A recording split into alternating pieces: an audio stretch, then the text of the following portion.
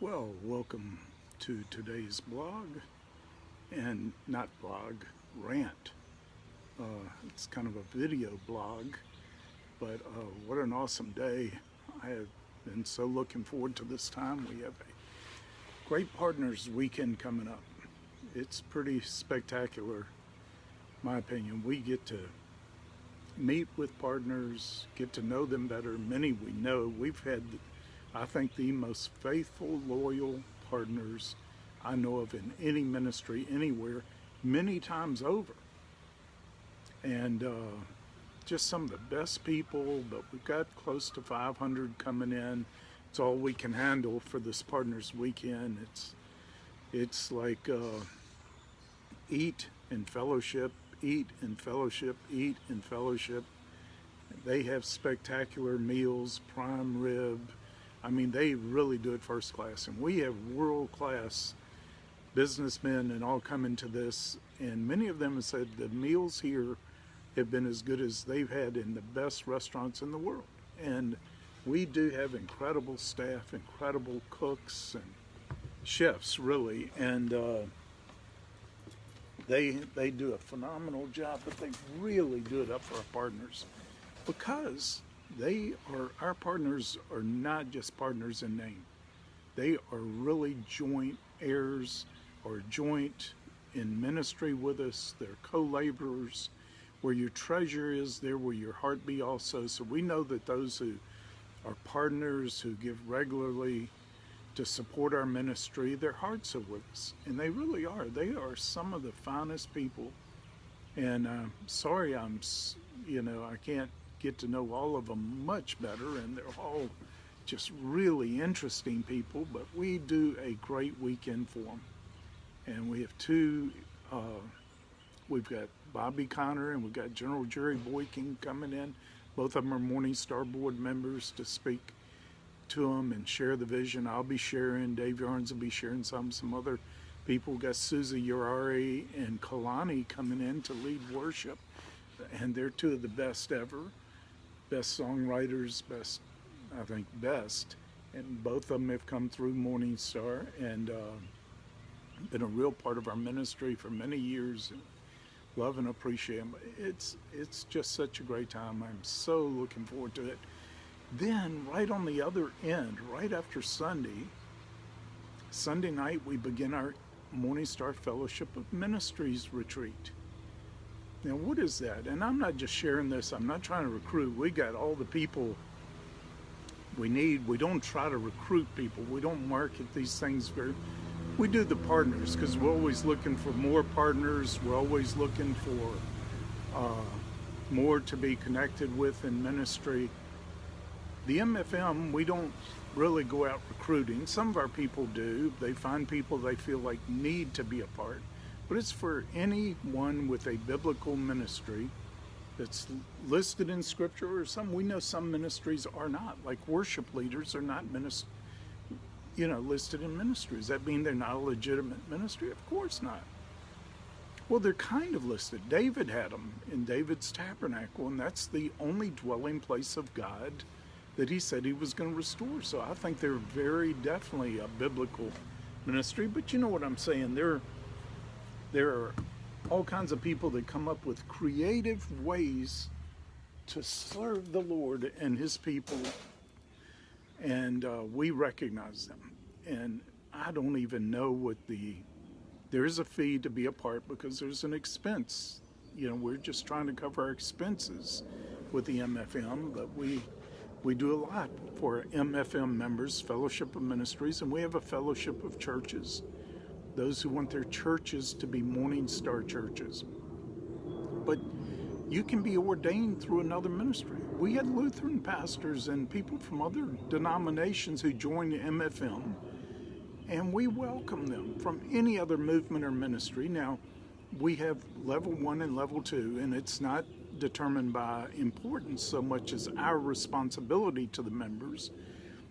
But we have level 1, are those that are ordained through MorningStar, that we feel we have a very, very serious and ongoing responsibility for. And so we have a little different level of relationship with them because we have a different level of accountability with them.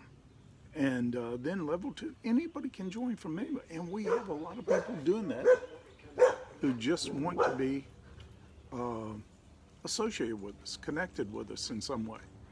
So we are doing this. We're doing this week. We have several days together. Again, we have meetings morning and evening. Then we have other things going on in the afternoons that, again, help our members to bond together, not just with us in the home office, but with each other. And we have pretty strong regional MFM groups now, and MFC groups, where in the every region of the country we have a European MFM now, and MFC we wherever it has. But anyway, you can watch most of our services, messages, worship, everything for both the partners and MFM. You can go to Facebook, go to our Facebook pages, and most of them will be live streamed there. We're live streaming our partners thing, which is this kind of where we share things with our partners. We don't share openly just because we don't have time, but we feel like they deserve to be able to ask questions on anything in the ministry. We try to become totally accountable to our partners because we are partners. We're partners with each other. And so that's a major thing. That's we get feedback, we get vision from our partners. They always come with ideas. Most of ours, we tend to reach, as our demographic as a ministry, we tend to reach very educated and very high impact people in general. Most of our members, most of the people who follow MorningStar, most of our partners are in that category. I don't know why, but that's, we like that. These are people who take stuff and they go out and do things with it. They bear fruit with what they receive, and they also are very challenging to us and to what we're doing, and be sure everything is done with the highest integrity and everything. So we appreciate it, but you get to witness that kind of interchange and all that goes on. This time, we've never live streamed it before, but we do have as a policy for our ministry, we're open to everyone at any time. We try to be totally open. We feel like anything we've got to hide is in darkness, and we don't want to do that. We don't want to have anything that we hide. So we are open. We're open with journalists and reporters.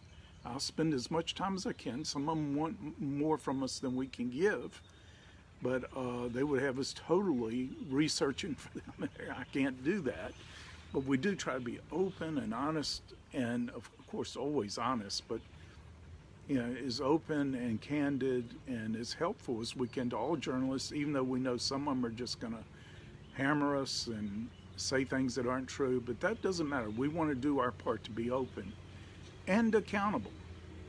Sometimes they find things and see things we don't see. And listen, we appreciate that. It says in Proverbs, the wise man loves reproof. I don't care where it comes from. I think, there's a scripture where the Lord said, agree with your adversary. And why would he say that? Sometimes our adversaries are liars, they're deceiving people, they're everything. Why would he say agree with them? He didn't say agree with them on everything. If someone says anything untrue about us, we will answer it on all of our outlets. And we can reach more people. We've reached more people than the major news networks have before in a single day. So we can get the word out, and we believe in defending ourselves. So that's in that way because that's what most of the books of the New Testament are about. There's times to do it for the sake of truth, not just trying to protect ourselves, but for the sake of truth and integrity. People speak lies about us or say things that are untrue, we will answer it. And but we don't do it in a vindictive way. We do it to get the truth out. So we don't, usually when somebody says something really negative or untrue about us, it turns into free advertising. It really helps us in some backwards way. Sometimes it hasn't, it's caused problems. But we still have to be open before the Lord, and we try to always do that as much as we're capable. I can't have our accounting department spending all of their time. They're stressed anyway, stretched. I can't have them spend a whole lot of time just answering questions for people. So here are books, look at them. Here are our reports every year, look at them. We're good with that kind of thing. So I hope you understand what I'm saying, but man, I'm so looking forward to this time with both our partners and MFM, MFC members, some of which are both, some of which come for the whole week, and we get to see them for days together and have meals together, and it's such a great time. And we'd love to have you too. If you're a partner, come to these things. You'll be amazed. If you've never been to one, I tell you, it will be one of your favorite things to do, and you'll probably want to do it every year afterwards. And also, just watch if you can't make it, if you want to. And of course, those things are posted, so you should be able to check them out at any time. Well, what a great time we live in. Man, I have had such encounters with the Lord. I've had the closest fellowship, and I had something happen last week, gave me a whole new revelation about God himself I'd never had, and his personal relationship. I want to share that with you sometime too, but I've got a lot going on right now. I'm going to try to get back to the rants a little more frequently. We're redoing our TV shows. We're trying to have Prophetic Perspectives TV go to a whole new level this coming fall.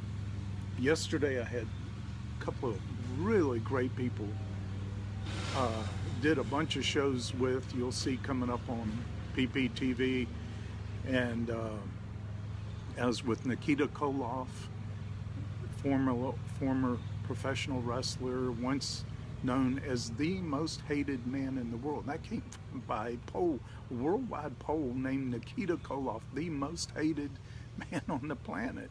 He's one of the dearest, greatest guys you ever meet, but that was his wrestling persona as the Russian Nightmare.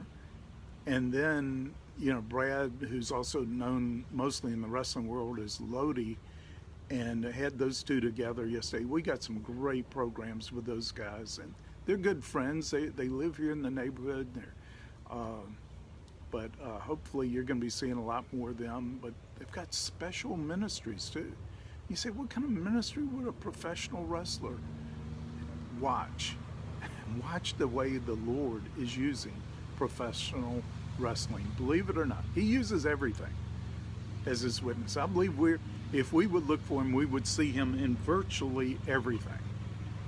But I'm not saying everything. You're not going to see him in things like pornography and stuff like that. But you know what I'm saying? Within reason, it's amazing where you see his witness. Anyway, this is a day of vision, having our eyes open to see the Lord, see his purposes, see what he's doing, and get engaged with them. Thank you for joining me for today's rant.